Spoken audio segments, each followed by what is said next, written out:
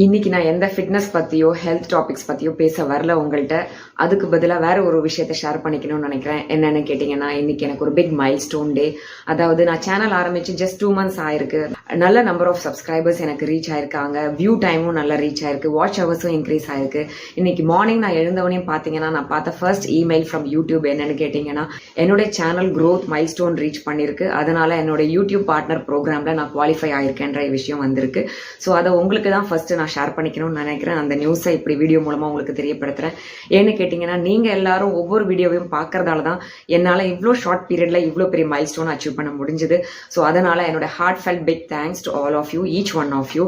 தொடர்ச்சியா உங்களோட ஆதரவு எனக்கு கொடுத்துட்டே இருக்கணும். நானும் உங்களோட ஹெல்த் அண்ட் ஃபிட்னஸ்க்காக கட்டாயம் ஒவ்வொரு நாளும் யோசிச்சு சிம்பிளா எல்லாரும் பண்ணக்கூடிய ஷார்ட் டைம்ல பண்ணக்கூடிய எக்ஸசைஸ் எல்லாமே கொண்டு வந்துட்டு தான் இருக்கேன். இதே மாதிரி தான் இன்னும் கண்டினியூஸா பண்ணிட்டே இருக்க போறேன். அந்த தாட்ஸ் தான் என்னோட மனசுல எப்பயுமே ஓடிட்டே இருக்கு.